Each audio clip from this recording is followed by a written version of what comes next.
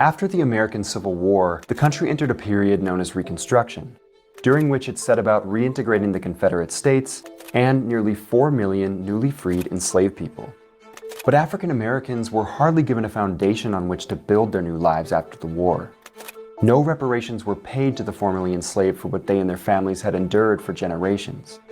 Many had been told they'd be given a small plot of land to get started on, and while there were plans to allocate some land to the formerly enslaved after the war, such as Special Field Order No. 15, much of the land seized by Union forces or promised to African Americans was later given back to white Southern citizens, ex-slave owners, and to white Northern entrepreneurs. My name is Antonio. My page is Unapologetically Black ADOS on YouTube. I ask that you like and subscribe to the page and share this video so that we can get this message out. What I want to say to you today is that black excellence trumps white privilege, but we loses to white violence. And I say that because during the ending of slavery, which they call the Reconstruction period, you will see the consistent assistance the government has given to Europeans in order for them to get established, while at the same time simultaneously hindering black communities and allowing these white people to prey violently on the black community out of envy for our abilities to build productive civilizations. At the very same time that America refused to give the Negro any land, through an act of Congress, our government was giving away millions of acres of land in the West and the Midwest, which meant that it was willing to undergird its white peasants from Europe with an economic floor. As black people, I need us to understand that black excellence outperformed white privilege every time. This is why Europeans had to resort to violence and massacres of the black community. You can tell the assistance during the Reconstruction period that white communities received versus the black communities. They created a temporary little shanty town, and it consisted of tents and shacks, and this is where they put the former slaves. But not only did they give the land, they built land-grant colleges with government money to teach them how to farm. Not only that, they provided county agents to further their expertise in farming. Not only that, they provided low interest rates in order that they could mechanize their farm. You won't see is that type of investment in none of the black communities that was built during Reconstruction period from the government. You will not see any support from the government. You will see black people turning within their own selves, using their own skills and ability and resources in order to build vibrant, strong communities without government assistance. Blissville basically became the core for the early black commercial district. It was established really just west of where Mount Holly Cemetery is, right in close proximity to 9th Street. A lot of things that are necessary to grow an economy and grow a community were not really available to black people at that time, just post-Reconstruction. And the way that it was provided by was the formation of fraternal organizations. They existed because black people couldn't expect to be admitted into predominantly white fraternal organizations. And so what's happening on 9th Street is happening in black communities all over the country. They're forming mutual aid kinds of societies to help each other out in difficult times. Not only that, today many of these people are receiving millions of dollars in federal subsidies not to farm, and they are the very people telling the black man that he ought to lift himself by his own bootstraps. Now, this is what we are faced with, and this is the reality. Now, when we come to Washington, in this campaign, We're coming to get our check. When the truth of the matter is, when left alone, because after the Civil War, you had Northern troops in the South protecting the blacks from the violence of the white Southerners, we was able to prosper until they removed the troops from the South 13 years after that. That is called the Reconstruction period. In this part of history, white people do whatever in their power to hide from you because they don't want you to understand that you have the ability to change your condition. And when you change your condition, they react with violence. For the first time in the history of Arkansas, we had a new kind of type of African American living here, a black urban middle class. You know, you're talking about people who understand very well that they have to be self-sufficient, that they have to be self-contained. We're also talking about people who are very intelligent. They understand well the times in which they live and the things that they need to do in order to survive. And also, when we're talking about people who may have been formerly enslaved, that doesn't mean everybody was in the field picking cotton. Some of these people had skills. The 1870s and 1880s, businesses were being established, especially from Broadway, which was kind of anchored the east end of the West 9th Street Business District, all the way down to Ringo Street.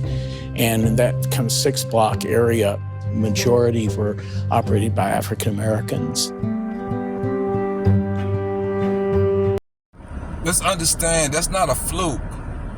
That's not what happened in Arkansas immediately after slavery. How black people progressed when left at peace is not a fluke. We can do it. I can show you again, Wilmington, North Carolina. In the late 1800s, Wilmington, North Carolina was the state's largest city. It had a majority black population, and historians today describe it as a rarity in the post-Civil War American South. Wilmington, prior to November 1898, was what the New South could be at the cusp of the 20th century. There was an unusual degree of black prosperity. In Wilmington, there were successful black entrepreneurs, doctors, teachers, but also black elected officials. And for a time, that was true throughout the state. Take a look at the politicians on this poster of the 1889 North Carolina House of Representatives. Here at the bottom are black Republican representatives, some from Wilmington. North Carolina also sent 4 black Republicans to the U.S. Congress between 1875 and 1899. Hold on. One second. We continue to do that. We continue to build prosperous communities without government assistance that the white people had, and in spite of their racial discrimination, in spite of the obstacles they placed in front of us, in spite of all the discrimination, we continue to build cities and civilizations within America that white people envied with their white privilege. Oklahoma had 45 black towns and municipalities. It was capital of black self-determination. Black people, I liken it to a city within a city. Greenwood itself is an area of nearly 40 square blocks with individual neighborhoods, individual churches that have their own parishes. About 40 to 45 blocks of a residential community with a business district. Greenwood community was staked out by a fellow named O.W. Gurley, who really is the father of the Greenwood district and established the first business there in 1906. Gurley was a very community-focused, visionary leader who saw in Greenwood, the promise of creating a community where black people could flourish. O.W. Gurley and J.B. Stratford, they worked together and they had a specific intent to make African Americans wealthy, landowners, entrepreneurs. They both knew what the state of Oklahoma was offering. They knew that they needed to be very intentful in creating Greenwood. This is why King had to realize that integration was a burning building, because we are a separate nation than them, and we have always been treated as a separate nation than them. And when we functioned as a separate nation from them, we was able to prosper. The difference is this time we must be fully aware of our defense. These were members of a Black community who were showing Black people that a new world was possible. They were a sign and a symbol to Black communities about all of the wonderful things that we could be. You have all sorts of businesses in Greenwood. You have everything from funeral parlors to theaters, hotel. There's a public library, a Black library. There are chili houses, cafes, restaurants. There's just everything there. There were a dozen surgeons and doctors. There were several lawyers. There was a Black-owned photography studio.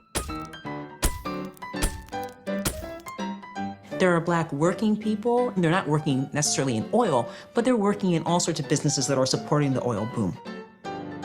Greenwood was a community of necessity. It was a segregated enclave. Black folks couldn't ply their trades or purchase goods and services in the larger white community. Not allowed to apply their goods, services, and trades to the white community. They applied their goods and services to their own community and built wealth within their own community. This is what the Europeans do not want you to understand, and why Black excellence will outshine white privilege. The issue is we lose to white violence. And currently, Black America has remained in submission from white violence of the Red Summer of 1919 and has failed to gain the courage to lift themselves up and fight against their oppressors.